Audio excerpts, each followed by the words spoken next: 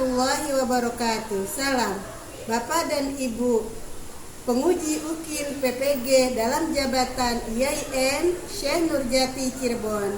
Mohon izin memperkenalkan nama saya Juria Hasan dengan nomor induk 3216414416900002 dengan nomor peserta PPG 2208112674. Hari ini hari Rabu tanggal 11 Januari 2023, saya akan melakukan rekaman video pembelajaran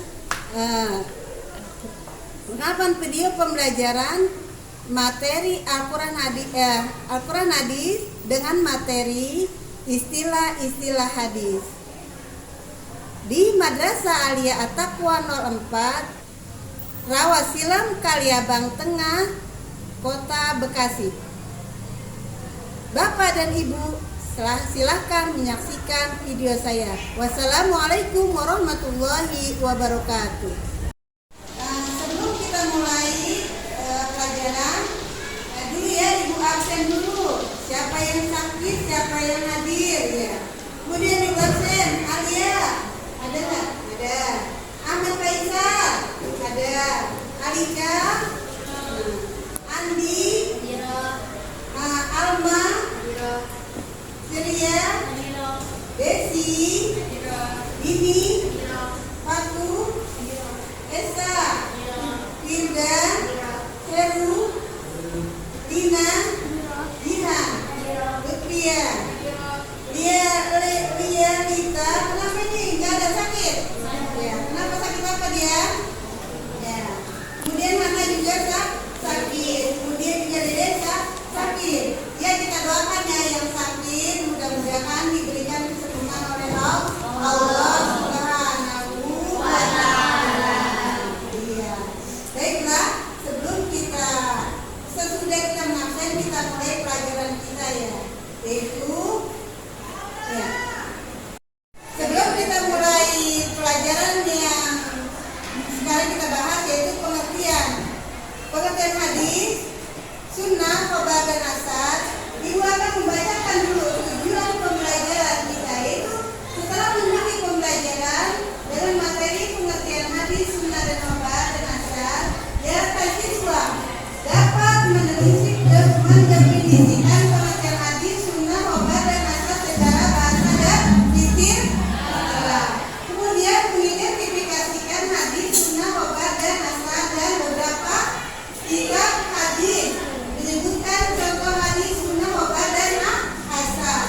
Kemudian menghafalkan satu surah contoh hadis, sunnah, khobar, asar, dan minimal satu contoh. Ya, kamu hafalkan ya. Kamu hafalkan nanti satu surah ya, satu surah, entah dari hadis, entah dari asar, entah dari khobar ya. Ya, entah dari sunnah ya, salah satu ya. Ya, kamu hafalkan ya. Kemudian sekarang kita mulai pembelajaran, yaitu pengertian hadis, sunnah, khobar, dan asar. Ya, pengertian hadis, sunnah, khobar, dan asar. Assalamualaikum warahmatullahi wabarakatuh. Waalaikumsalam warahmatullahi wabarakatuh. Alhamdulillahirabbil alamin wa bihi nasta'inu ala umuri dunya waddin. Wassalatu wassalamu ala asyrofil anbiya'i wal mursalin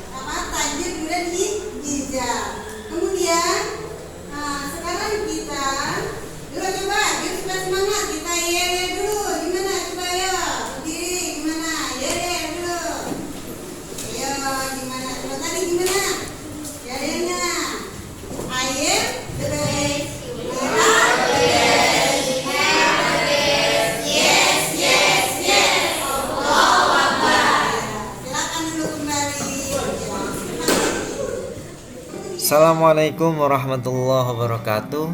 Halo adik-adik kelas 10 Madrasah Aliyah dimanapun kalian berada. Senang rasanya saya bisa menyapa kalian di channel Ruang Temu, sebuah ruang untuk melakukan temu meski terpaut jarak dan waktu. Bagaimana kabar adik-adik semua? Saya doakan semoga kita tetap dalam keadaan sehat. Dan saya yakin adik-adik sudah berbahagia karena sebagian besar dari kalian sudah melaksanakan sekolah tatap muka ya. Dan bagi yang masih daring jangan berkecil hati, kita harus tetap semangat belajar dimanapun dan kapanpun. Oke ya. Di video pembelajaran kali ini kita akan belajar sama-sama mengenai mata pelajaran Al-Quran dan Hadis dengan tema memahami hadis, sunnah, khobar, dan athar ya. Saya rasa adik-adik semua sudah sering mendengar keempat istilah ini, kan tetapi sebagian dari kita mungkin ada yang belum bisa membedakan dari keempat istilah tersebut. Nah, dari pembelajaran ini adik-adik diharapkan mampu untuk mengetahui pengertian dari hadis, sunnah, khobar, dan asar, serta adik-adik juga diharapkan mampu untuk memahami persamaan dan perbedaan dari keempat istilah tersebut. Oke, pertama kita akan mengkaji mengenai hadis. Secara bahasa atau etimologi, yang namanya hadis adalah jadidun, sesuatu yang baru. Ada yang mengatakan qoribun, yang dekat, atau ada yang mengatakan khabarun sebagai suatu warta ataupun berita. Secara istilah, menurut jumhur ulama ataupun mayoritas ulama, hadis adalah segala sesuatu yang disandarkan kepada Nabi Muhammad SAW, baik berupa perkataan, perbuatan, pernyataan, dan sebagainya. Nah, dari pernyataan tersebut dapat kita pahami bersama bahwasanya segala sesuatu ataupun yang bersumber dari Nabi Muhammad itu dinamakan dengan hadis. Selain definisi yang sudah disampaikan oleh mayoritas ahli hadis sebelumnya, kita juga akan melihat beberapa definisi yang ditawarkan oleh beberapa kalangan ulama yang menunjukkan adanya sedikit banyak perbedaan di dalam mendefinisikan hadis ini. Seperti halnya muhaddisin atau ulama yang ahli di dalam bidang ilmu hadis, mereka mengatakan hadis adalah segala sesuatu yang diberitakan dari Nabi Muhammad SAW, baik berupa perkataan, perbuatan, takrir ataupun ketetapan, serta sifat-sifat maupun hal ihwal Nabi. Nah, mengacu kepada definisi ini karena memang sama-sama berasal dari kalangan ahli hadis sehingga tidak menunjukkan adanya perbedaan yang signifikan antara mayoritas ahli hadis dengan para muhaddisin ini. Adapun menurut usuliyin atau ulama yang ahli di dalam bidang ilmu usul fikih, mereka mengatakan hadis adalah segala sesuatu yang disandarkan kepada Nabi Muhammad SAW selain Al-Quranul Karim, baik berupa perkataan, perbuatan, maupun takrir Nabi yang bersangkut paut dengan hukum syara. Nah, kalau kita melihat kepada definisi ini, ada sedikit perbedaan dengan yang sebelumnya. Ulama usuliyin menekankan bahwasanya hadis ini berbeda dengan Al-Quran. Secara sepintas, Al-Quran dan hadis memang keduanya disampaikan oleh Rasulullah SAW. Akan tetapi pada hakikatnya, Al-Quran merupakan firman Allah Subhanahu wa Ta'ala yang sumbernya memang langsung dari Allah Subhanahu wa Ta'ala. Adapun hadis itu bersumber atau berasal dari Nabi sendiri. Nah, kemudian menurut ulama usulin juga dikatakan hadis ketika berita-berita yang disampaikan di dalam hadis tersebut berbicara mengenai hukum syara. Apa saja itu hukum syara? Sebagai contoh kecil adalah hadis-hadis yang membicarakan tentang praktek ibadah. Bagaimana hadis-hadis yang membicarakan tentang tata cara pelaksanaan sholat, bagaimana mekanisme pembayaran zakat, bagaimana pelaksanaan puasa di bulan Ramadan, bagaimana cara melaksanakan haji dan ibadah-ibadah yang lain sebagainya. Nah, baru itu dikatakan sebagai hadis. Adapun hadis-hadis yang isinya menjelaskan mengenai perilaku kehidupan Nabi Muhammad sehari-hari seperti makan, seperti minum ataupun tidurnya Nabi seperti apa ataupun rambutnya Nabi seperti apa, itu tidak dikatakan sebagai hadis menurut ulama usuliyin. Adapun menurut para ahli fikih atau fuqaha, mereka mendefinisikan hadis sebagai segala sesuatu yang ditetapkan Nabi Muhammad SAW yang tidak bersangkut paut dengan masalah fardu atau wajib. Nah, definisi ini berangkat dari pemahaman mereka bahwasanya segala sesuatu yang sifatnya wajib itu pasti datangnya dari Allah Subhanahu wa taala, dan itu semuanya sudah terdapat di dalam Al-Qur'an. Nah, adapun hadis posisinya hanya sebatas menjelaskan ayat-ayat yang memang masih membutuhkan penjelasan mengenai perincian ayat tersebut. Dan hadis itu tidak terdapat di dalam Al-Quran sehingga bukan merupakan sesuatu yang wajib. Nah, demikian pengertian dari beberapa ulama mengenai hadis. Adapun perbedaan-perbedaan tersebut disebabkan karena disiplin ilmu masing-masing ulama berbeda-beda.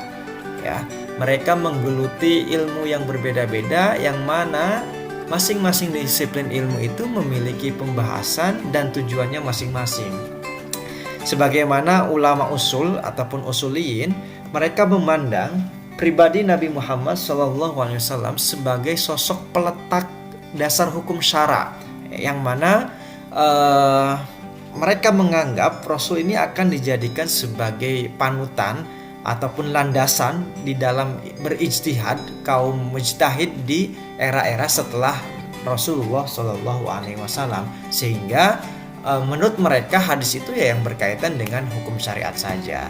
Nah, adapun para ulama hadis ataupun muhaddisin, mereka memandang Nabi Muhammad ini sebagai sosok uswah wa qudwah, sebagai sosok panutan dan tuntunan, sehingga apa-apa yang keluar ataupun apa-apa yang bersumber dari Nabi Muhammad mereka catat ya, mereka menganggap bahwasanya itu sebagai suatu hadis, baik itu yang berkaitan dengan hukum syara ataupun yang tidak. Kita lanjut pada pembahasan sunnah. Secara bahasa, sunnah dapat dipahami sebagai suatu cara. Ada yang menyebutnya sebagai jalan yang ditempuh, kemudian tradisi ataupun adat kebiasaan, serta ada yang menyatakan sebagai suatu ketetapan. Sedangkan secara istilah atau terminologi, sunnah ini dipahami sebagai segala sesuatu yang dinukilkan dari Nabi Muhammad SAW, baik berupa perkataan, perbuatan, takrir atau ketetapan, pengajaran, sifat, kelakuan, serta perjalanan hidup, baik sebelum Nabi Muhammad diangkat menjadi Rasul ataupun sesudahnya. Dari definisi ini dapat kita pahami bersama antara hadis dan sunnah memiliki kesamaan, yaitu sama-sama semuanya bersandar ataupun bersumber dari Nabi Muhammad SAW. Akan tetapi cakupan sunnah ini sesuai dengan definisi yang tadi saya sebutkan terkesan lebih luas dibandingkan dengan hadis, karena sunnah ini mencakup segala sesuatu yang bersumber dari Nabi, baik beliau diangkat ataupun sebelum diangkat menjadi Nabi ataupun sesudahnya. Yang mana kita ketahui bersama Nabi Muhammad baru diangkat menjadi Rasul ketika beliau menginjak usia 40 tahun. Ya. Nah, sunnah juga memiliki beberapa perbedaan definisi sama halnya dengan hadis tadi. Menurut ahli hadis, sunnah dipahami sebagai segala sesuatu yang bersumber dari Nabi Muhammad, meliputi biografi Nabi, sifat-sifat Nabi, baik itu berupa fisiknya, kemudian berupa psikisnya, kemudian berupa akhlaknya dan kesehariannya, baik sebelum atau sesudah diangkat sebagai Rasul. Nah, definisi ini hampir sama dengan definisi sunnah secara istilah tadi ya. Jadi segala sesuatu baik yang menyangkut aspek jasmani ataupun rohani, intelektual ataupun spiritual Nabi Muhammad itu dikatakan sebagai sunnah menurut ahli hadis. Adapun menurut ahli usul fikih, sunnah dipahami sebagai segala sesuatu yang bersumber dari Nabi Muhammad SAW selain Al-Quran, baik berupa perkataan, perbuatan maupun takrirnya, yang pantas untuk dijadikan dalil sebagai ataupun bagi penetapan hukum syara. Nah, definisi ini lagi-lagi hampir sama dengan definisi hadis menurut usuliyin ya, yang mana para ahli usul fikih ini berkonsentrasi kepada pengambilan hukum syara sehingga mereka berkutat kepada sunnah-sunnah yang pantas untuk dijadikan sebagai penetapan hukum ataupun dalil mengenai masalah tertentu. Adapun menurut ahli fikih ataupun para fuqaha, yang namanya yang namanya sunnah itu adalah perbuatan yang dilakukan dalam agama tetapi tingkatannya tidak sampai wajib atau fardu. Nah, sebagaimana kita ketahui bersama, di dalam Islam itu terdapat 5 hukum, ada wajib, sunnah, kemudian haram, makruh, dan mubah ya. Nah, sunnah ini tingkatannya lebih rendah dibandingkan dengan wajib ya, karena sesuatu yang sunnah ketika dilaksanakan akan mendapatkan pahala, ketika ditinggalkan tidak apa-apa ataupun tidak bermasalah lah ya, seperti itu. Nah, itu definisi sunnah yang dipahami oleh masing-masing ulama. Selanjutnya kita membahas mengenai khobar. Pengertian khobar secara bahasa atau etimologi dimaknai sebagai an-naba yang berarti berita-berita. Adapun jamak dari khobar itu akhbar. Sedangkan secara istilah khobar dimaknai sebagai segala sesuatu yang disandarkan atau berasal dari Nabi Muhammad SAW dan para sahabat. Dari definisi ini dapat kita pahami bahwasanya setiap hadis itu bisa dikatakan sebagai khobar ya. Akan tetapi tidak setiap khobar itu dinamakan dengan hadis ya, karena hadis itu memang bersumbernya dari Nabi bukan dari sahabat. Akan tetapi hadis juga bisa dikatakan sebagai khobar ya, berarti menunjukkan khobar ini juga lebih luas dibandingkan dengan hadis karena tidak hanya mencakup ataupun yang bersumber dari Rasul, tetapi juga hal-hal yang bersumber dari luar Nabi yaitu para sahabat.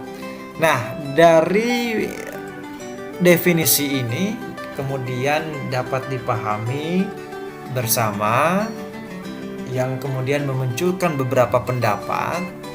Yang pertama mengatakan khobar itu merupakan sinonim bagi hadis. Ya, jadi khobar itu ya sama dengan hadis karena memang baik khobar dan hadis itu secara definisi mencakup segala sesuatu yang bersumber dari Nabi Muhammad SAW. Meskipun nanti khobar ada yang bersumber juga dari para sahabatnya. Kemudian ada yang mengatakan khobar itu berbeda dengan hadis. Karena apa? Karena hadis itu segala sesuatu yang datang dari Nabi Muhammad. Adapun khobar itu segala sesuatu yang datang dari selain Nabi Muhammad. Ya, jadi memang ada perbedaan di sana ya. Hadis itu khusus untuk Nabi, kalau khobar itu ya berasal dari luar Nabi ya. Itu ada yang mengatakan seperti itu.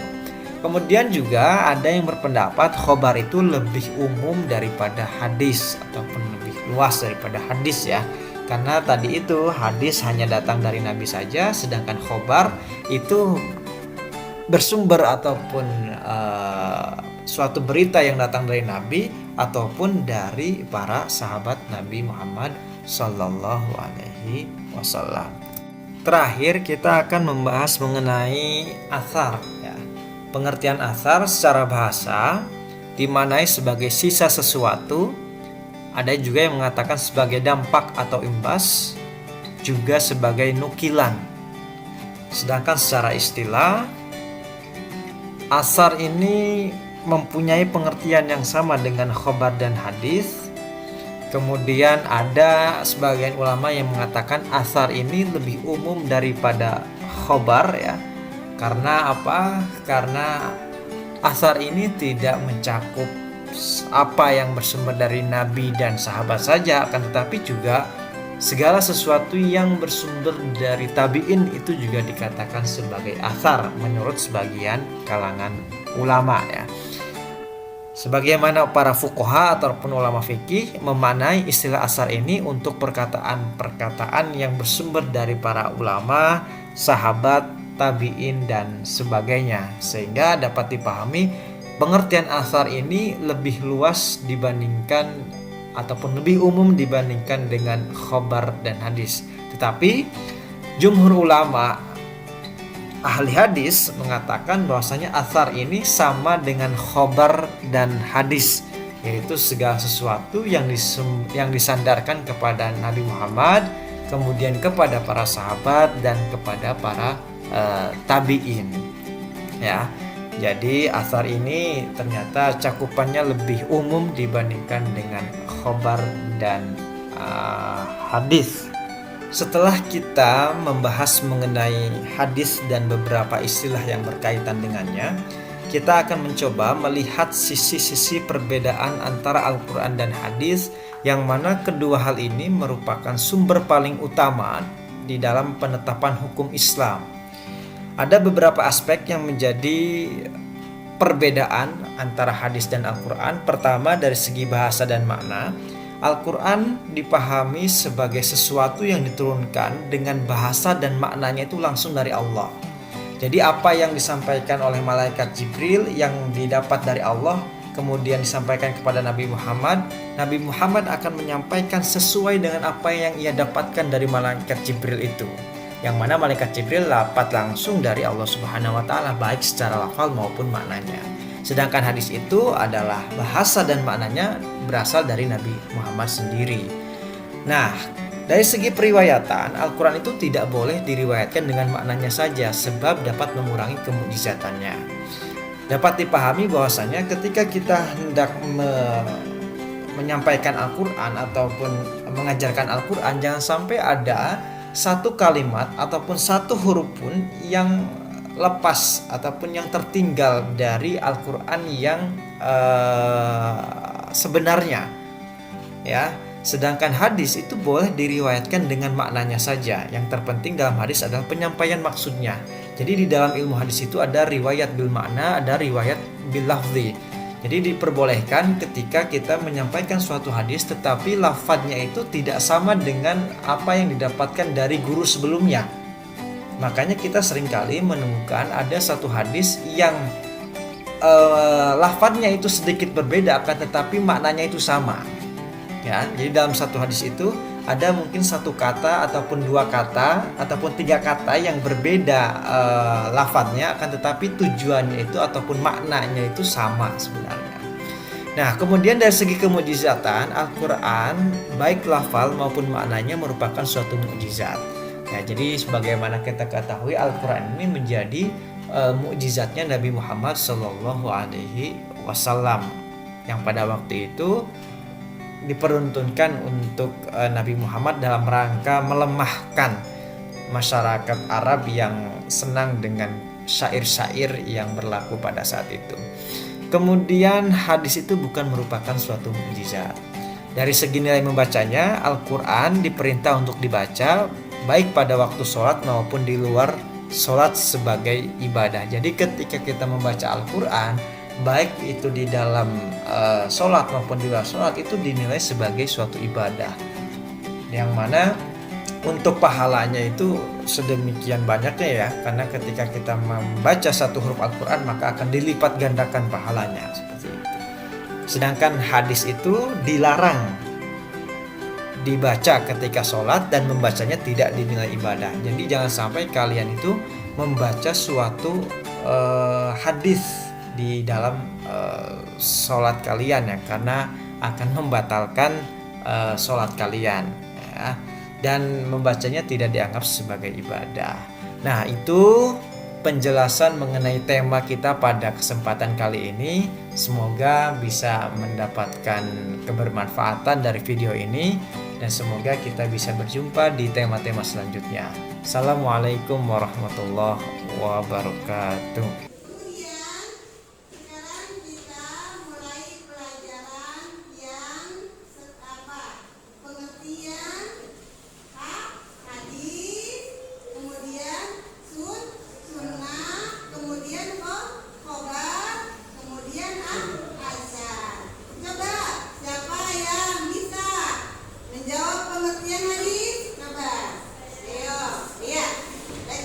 Coba gimana?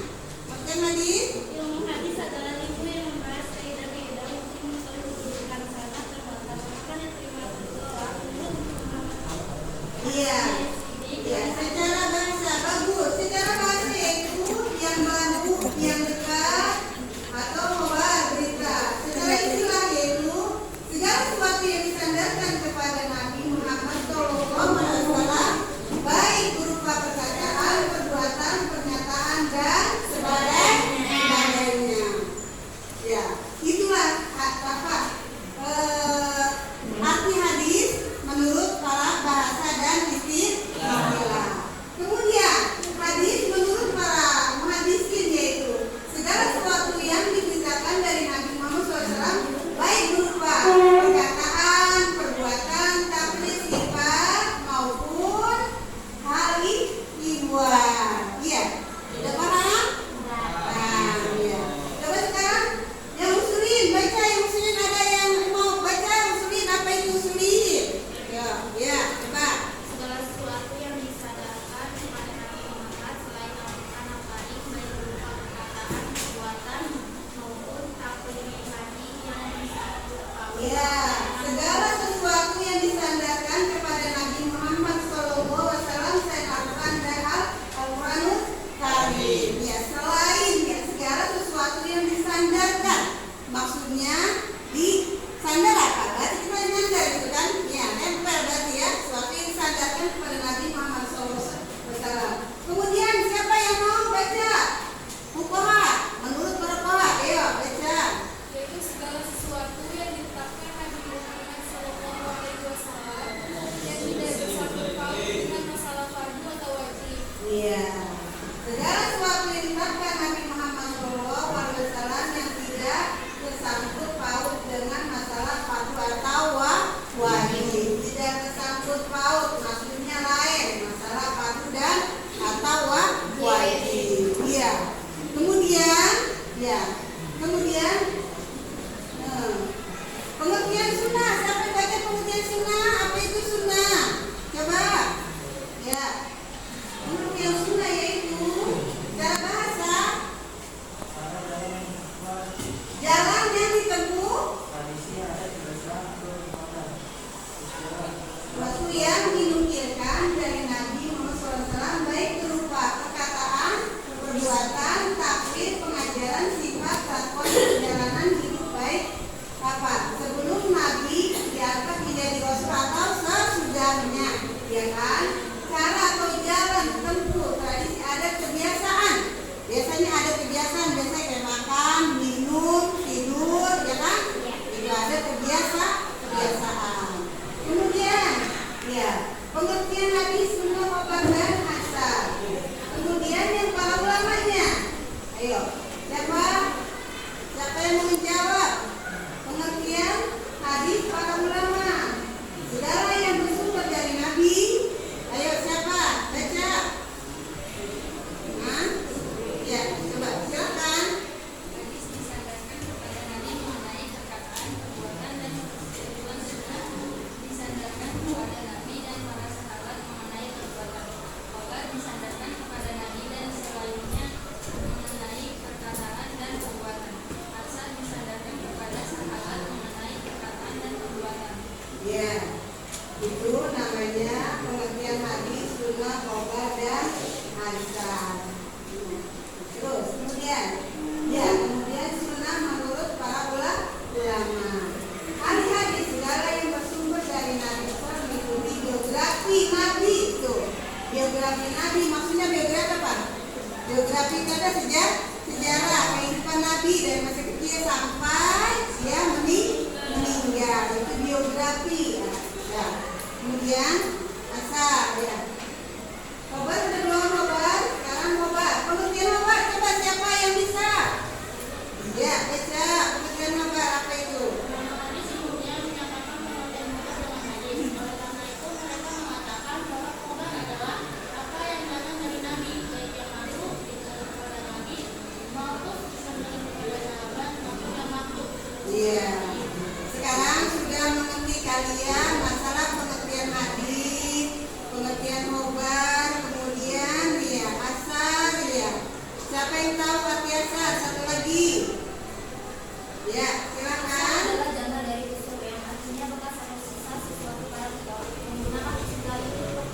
dari ulama, salaf, tabi'in, sahabat dan tabi'in. Iya, dan sebagainya. Itu adalah pengertian hadis, pengertian sunnah, pengertian khobar, kemudian pengertian juga asar. Sekarang kamu belajar apa? Berkelompok ya. Bagi berapa kelompok? Ada 4 ya. Ada 4 kelompok. Kelompok yang pertama yaitu tadi apa? Kelompok yang pertama yaitu tadi tulis firman Allah yang menjelaskan tentang penerapan pengertian khobar dan dalam versi Al-Quran surat At-Tahrim ayat 3 serta artinya. Kemudian kelompok yang 2 apa tadi? Kelompok yang 2 siapa tadi kelompok yang 2? Apa kelompok 2? Iya. Iya. Kelompok yang 2 yaitu kemudian tulis penerapan pengertian khobar dalam sabda Rasulullah Shallallahu Alaihi Wasallam. Kemudian kelompok yang ketiga apa tadi? Coba. Ya, kelompok yang ketiga yaitu mengerjakan yaitu tulislah salah satu contoh hadis serta artinya. Yang keempat tadi apa? Kelompok yang keempat. Nah, yang keempat kelompoknya kamu ya? Iya. Kelompok yang keempat tadi. Udah, coba 3 kelompok aja ya. Ayo kerjakan ya. Yang tadi ibu kasih. Nah, kamu kerjakan ya. Ya.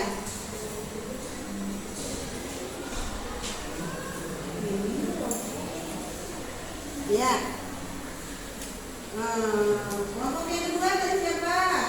Ya. Kelompok yang ketiga. Siapa tadi kelompok ketiga? Ya. Nah. Ya 2, ketiga. Nah ya. Kerjakan ya, dimulai ya. Ya. Ya. Kerjakan mulai. Nulis. Kerjakan mulai. Pulpennya mana? Bukunya mana? Ayo.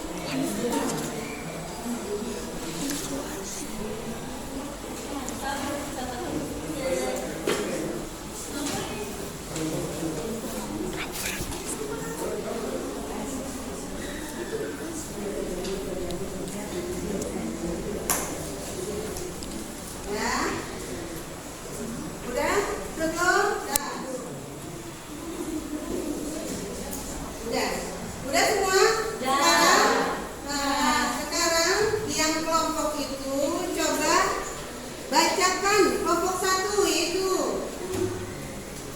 kelompok 1 siapa? Bacakan. Ya, silakan baca.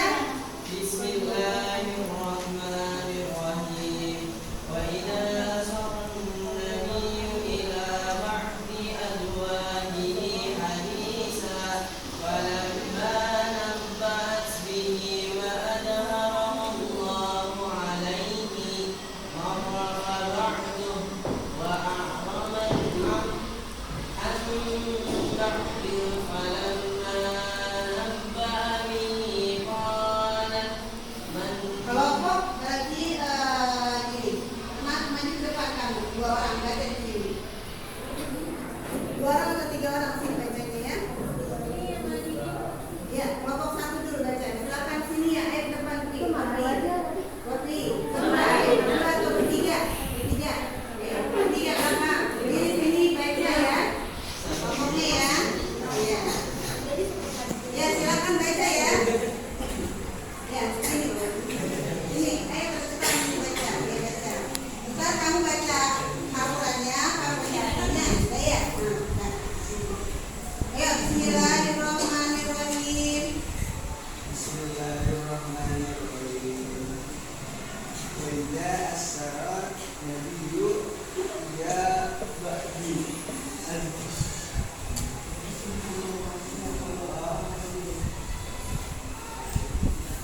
A'udzu billahi minasy syaithanir rajim. Bismillahirrahmanirrahim. Wa idza asara an-nabiyyu ila ba'di azwajihi haditsa falamma nabba'a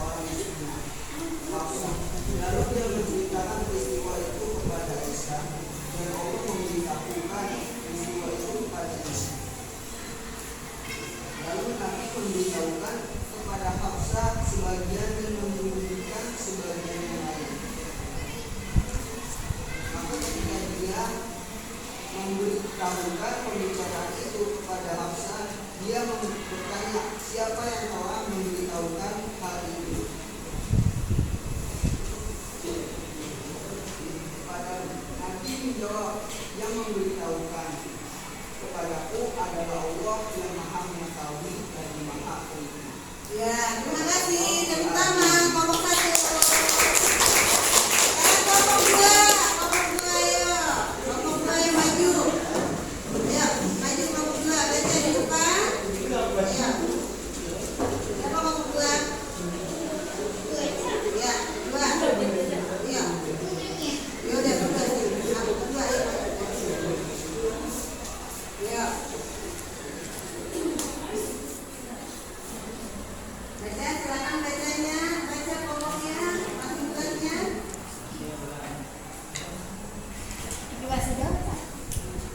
Kemudian tulis menerangkan pengertian sholat dalam sabda Rasulullah SAW. Ulama hadis umumnya menamakan pengertian sholat dengan hadis. Oleh karena itu mereka mengatakan bahwa sholat adalah apa yang datang dari Nabi, baik yang marfu dan datang kepada Nabi maupun dari sahabat maupun yang marfu. Ya, terima kasih kelompok 2. Kelompok 3. Kelompok 3, maju. Ayo, kelompok 3. Bacakan di depan tugasnya kelompok 3. Ya.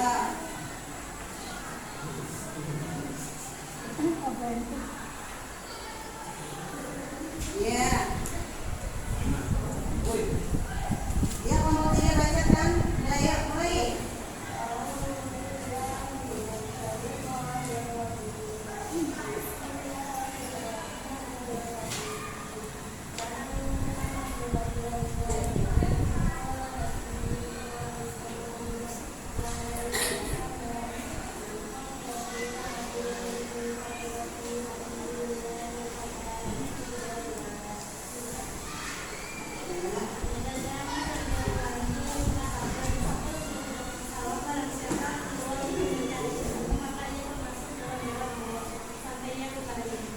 Ya, terima kasih. Ya.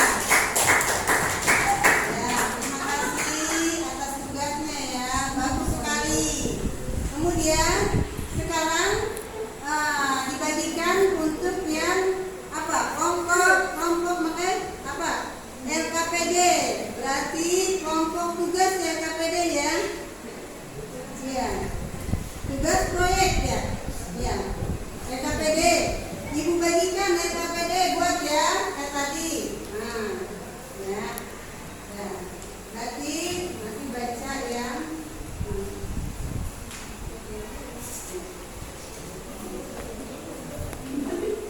yang pertama yaitu kelompok tugas proyek.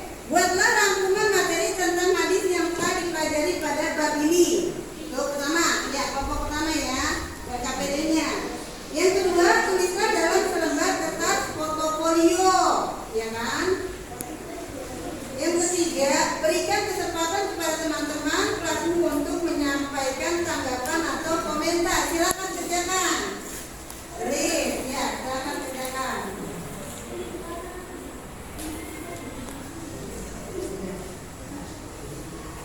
Ya, kerjakan kelompok 1, kelompok 2, kelompok 3, ya. Udah siap? Udah selesai? Udah sekarang buatlah rangkuman dan materi tentang hadis yang telah pelajari pada bab pertama. Coba mana orangnya? Siapa yang ngerjakan? Siapa yang ngerjakan tadi bab kelompok berapa? Buatlah rangkuman materi tentang hadis yang telah dipelajari pada bab pertama. Iya. Iya, kamu ya? Buatlah hadis tentang apa? Rangkuman. Iya, kamu. Rangkuman. Iya. Oh, bukan. Rangkuman yang rangkuman.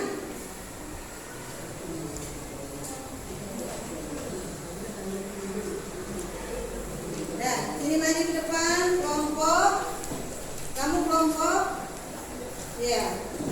Sekarang ini Bapak Ibu. Kelompok 2. Siapa ayo maju?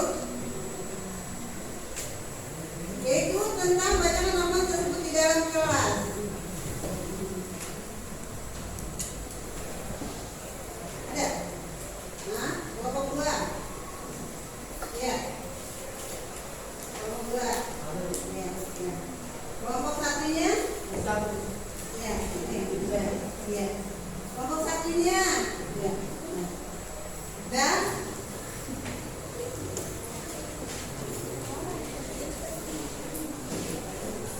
ya, tugas kamu ini adalah baik ya. Alhamdulillah ya. Ya. Kemudian setelah kita mempelajari ini, setelah kita mempelajari pengertian hadis, kemudian khobar, asar, kemudian ya, siapa yang bisa merangkumkan bacaan rangkuman, ya rangkumannya ada. Siapa yang bisa membacakan rangkumannya, rangkuman yang hadisnya tadi? Hah? Siapa?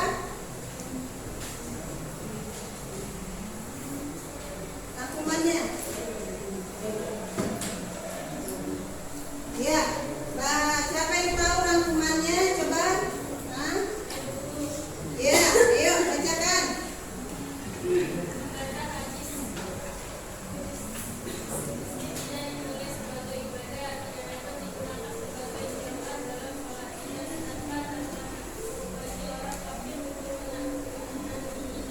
Iya.